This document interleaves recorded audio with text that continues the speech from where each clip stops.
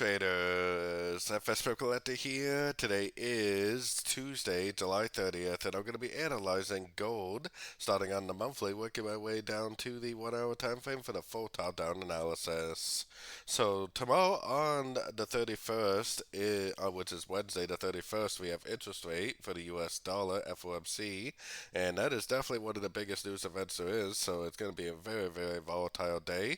I will be live streaming on YouTube for that news event, so definitely make sure you check that out at 7 p.m. UK time.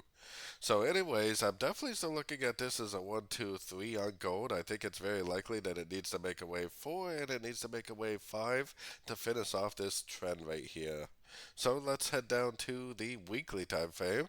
On the weekly time frame, the question is are we still in a wave 4? Is this an A and then 3 waves up for a B and now we're going down for a wave C? Or are we actually in that wave 5 like I was originally thinking last week?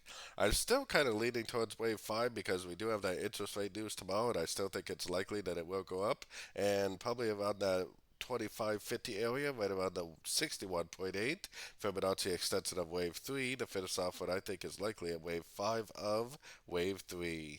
So taking it down to the daily time frame. On the daily, I got my Fibonacci retracement on this last push up right here. Now, I wouldn't be surprised at all if it did actually make at least one more push down, make like a double bottom. Then tomorrow's news causes it to go up, break structure, continue the uptrend.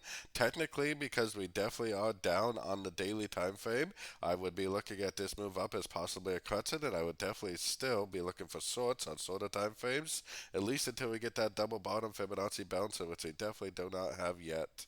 Taking it down to the 4 hour time frame, definitely looks like impulsive up, looks like corrective down, looks like it's going to form another impulsive up, which I think would be an A, a B, and a C correction, which is great news for us because that should give us another opportunity to go short at the end of that ABC correction for the continuation of the downtrend. So taking it right down to the 1 hour time frame. On the 1 hour time frame, like I said, I'm definitely still looking for shorts. The daily time frame is telling us that it's still down. To me, this looks like an uptrend over here, so I think it's likely a wave A. I think this is more likely like a 3-wave correction, like a wave B, and it's probably going to try to make its way back up towards the 61.8% Fibonacci at least for a wave C before it actually does break structure to the downside and end up continuing back down.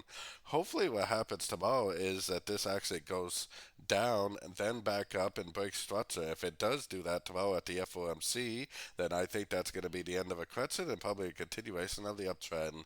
But we'll worry about that tomorrow. As of right now, I am definitely still waiting for more sorting opportunities for the continuation of the downtrend. So don't forget to join my free Discord group, which is linked down here in the corner. And as always, thank you and happy trading.